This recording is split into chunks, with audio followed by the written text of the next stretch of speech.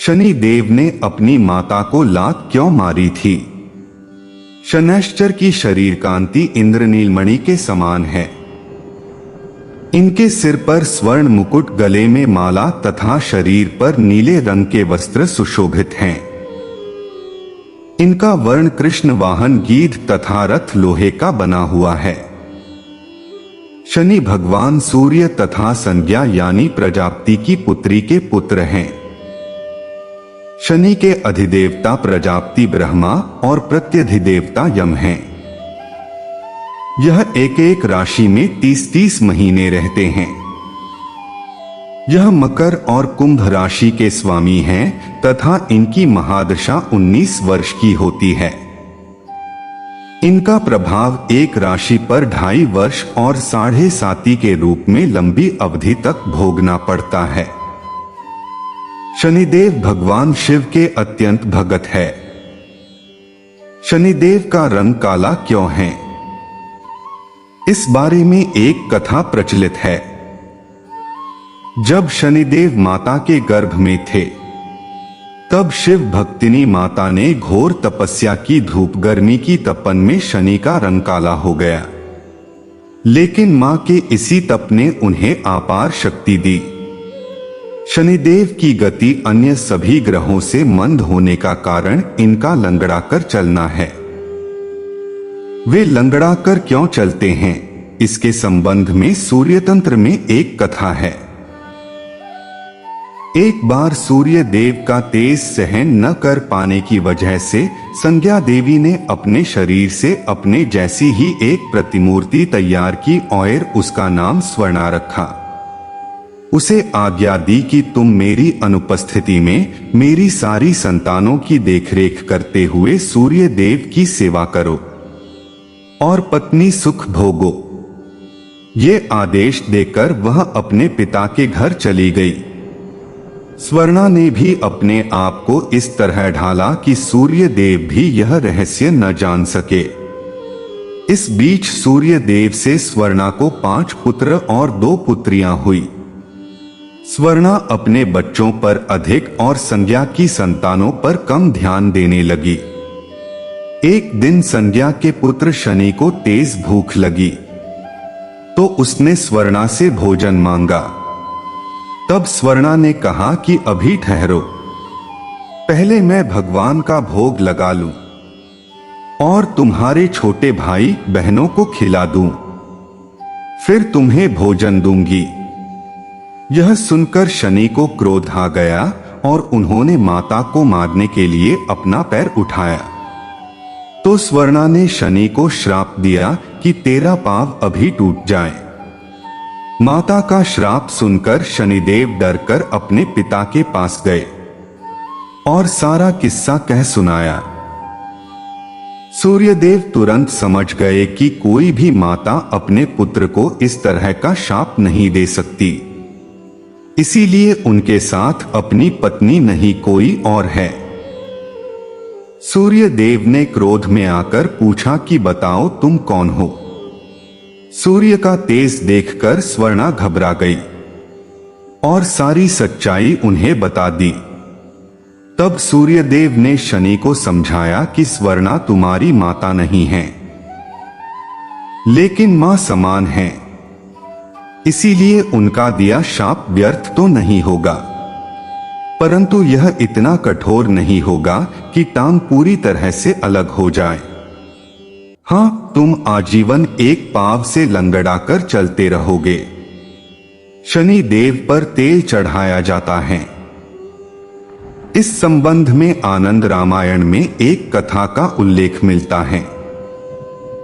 जब भगवान की सेना ने सागर सेतु बांध लिया, तब राक्षस इसे हानि न पहुंचा सके, उसके लिए पवन सुत हनुमान को उसकी देखभाल की जिम्मेदारी सौंपी गई।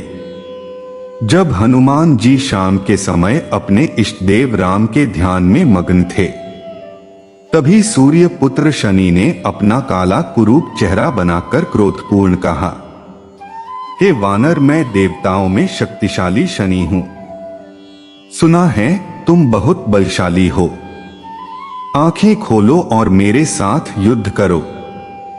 मैं तुमसे युद्ध करना चाहता हूं। इस पर हनुमान ने विनम्रता पूर्वक कहा, इस समय मैं अपने प्रभु को याद कर रहा हूं। आप मेरी पूजा में विघ्न मत डालिए। आप मेरे आदरणीय हैं। कृपा करके आप यहां से चले जाइए। जब शनि देव लड़ने पर उतर आए तो हनुमान जी ने अपनी पूंछ में लपेटना शुरू कर दिया। फिर उन्हें कसना प्रारंभ कर दिया। जोर लगाने पर भी शनि उस बंधन से मुक्त न होकर पीड़ा से व्याकुल होने लगे। हनुमान ने फिर सेतु की परिक्रमा कर शनि के घमंड को तोड़ने के लिए पत्थरों पर पूंछ को झटका दे देकर पटकना शुरू कर दिया। इससे शनि का शरीर लहूलुहान हो गया, जिससे उनकी पीड़ा बढ़ती गई। तब शनि देव ने हनुमान जी से प्रार्थना की कि मुझे बंधन मुक्त कर दीजिए। मैं अपने अपराध की सजा पा चुका हूं। फिर मुझसे ऐसी गलती नहीं होगी। इस पर हनुमान जी बोले, मैं तुम्हें तभी छोड़ूंगा जब तुम मुझे वचन दोगे कि श्री राम के भक्त को कभी परेशान नहीं करोगे। यदि तुमने ऐसा किया तो मैं तुम्हें कठोर दंड दूंगा। शनि ने गिड़गिड़ाकर कहा, मैं वचन देता हूं कि कभी भूल कर भी आपके और श्री राम के भक्त की राशि पर नहीं आऊंगा। आप मुझे छोड़ दें। तभी हनुमान जी ने शनिदेव को छोड़ दिया। फिर हनुमान जी से शनिदेव ने अपने घावों की पीड़ा मिटाने के लिए तेल मांगा। हनुमान जी ने जो तेल दिया उसे घाव पर लगाते ही शनिदेव की पीड़ा मिट गई। उसी दिन से शनिदेव को तेल चढ़ाया जाता है, जिससे उनकी पीड़ा शांत हो जाती है और वे प्रसन्न हो जाते हैं। शनिदेव जी की दृष्टि में जो क्रूरता है वह इनकी पत्नी के शाप के कारण है। ब्रह्म पुराण में इनकी कथा इस प्रकार आई है। बचपन से ही शनि देवता भगवान श्री कृष्ण के परम भक्त थे। वे श्री कृष्ण के अनुराग में निमग्न रहा करते थे। वयस्क होने पर इनके पिता ने चित्ररथ की कन्या से इनका विवाह कर दिया। इनकी पत्नी सती साध्वी और परम तेजस्विनी थी। एक रात वह ऋतु स्नान करके पुत्र प्राप्ति की इच्छा से इनके पास पहुंची, पर यह श्री कृष्ण के ध्यान में निमग्न थे। इन्हें बाह्य संसार की सुधि ही नहीं थी। पत्नी प्रतीक्षा करके थक गई। उसका ऋतुकाल निष्फल हो गया। इसलिए उसने क्रुद्ध होकर शनिदेव को शाप दे दिया कि आज से जिसे तुम देख लोगे वह नष्ट हो जाएगा। ध्यान टूटने पर शनिदेव ने अपनी पत्नी को मनाया। पत्नी को भी अपनी भूल पर पश्चाताप हुआ, किंतु शाप के प्रतिकार की शक्ति उसमें न थी। तभी से शनि देवता अपना सिर नीचा करके रहने लगे, क्योंकि यह नहीं चाहते थे कि इनके द्वारा किसी का अनिष्ट हो। ज्योतिष शास्त्र के अनुसार शनि ग्रह यदि कहीं रोहिणीष्कट भेदन कर दे तो पृथ्वी पर 12 वर्ष घोर दुर्भिक्ष पड़ जाए और प्राणियों का बचना ही कठिन हो जाए। शनि ग्रह जब रोहिणी का भेदन कर बढ़ जाता है तब यह योग आता है। यह योग महाराज दशरथ के समय में आने वाला था। जब ज्योतिषियों ने महाराज दशरथ से बताया कि यदि शनि का योग आ जाएगा तो प्रजा अन्नजल के बिना तड़पट कर मर जाएगी। प्रजा को इस कष्ट से बचाने के लिए महाराज दशरथ अपने रथ पर सवार होकर नक्षत्र मंडल में पहुंचे। पहले तो महाराज दशरथ ने शनि देवता को नित्य की भांति प्रणाम किया और बाद में क्षत्रिय धर्म के अनुसार उनसे युद्ध करते हुए उन पर संहारास्त्र का संधान किया। शनि देवता महाराज की कर्तव्यनिष्ठा से परम प्रसन्न हुए और उनसे वर मांगने के लिए कहा। महाराज दशरथ ने वर मांगा कि जब तक सूर्य नक्षत्र आदि विद्यमान हैं तब तक आप शकट भेदन न करें। शनिदेव ने उन्हें वर देकर संतुष्ट कर दिया। शनिदेव क्रूर ग्रह नहीं है, वो न्याय करता है। व्यक्ति पाप करता रहता है और जब उस व्यक्ति पर शनि की 7.5 आती है तो उसके पापों का हिसाब स्वयं शनिदेव करते हैं। जब आप लोभ, हवस, गुस्सा, मोह से प्रभावित होकर अन्याय, अत्याचार, दुराचार, अनाचार, पापाचार, व्यभिचार को सहारा लेते हैं, जब सबसे छिपकर कोई पाप करते हैं, तब भी शनिदेव सब देख रहे होते हैं और समय आने पर आपको दंड भी देते हैं। 7.5 ही होती है जो राजा का रंग बना देती है। लेकिन यदि 7.5 दशा के दौरान भी आप सत्य को नहीं छोड़ेंगे, पुनः दया और न्याय का सहारा लेंगे, सब बहुत ही अच्छे से व्यतीत हो जाएगा।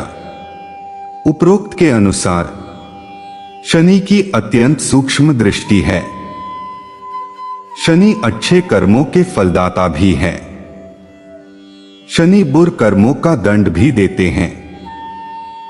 अतः ठीक ही कहा गया है, जीवन के अच्छे समय में शनिदेव का गुणगान करो, आपातकाल में शनिदेव के दर्शन करो, मुश्किल पीड़ादायक समय में शनिदेव की पूजा करो, दुखद प्रसंग में भी शनिदेव पर विश्वास करो।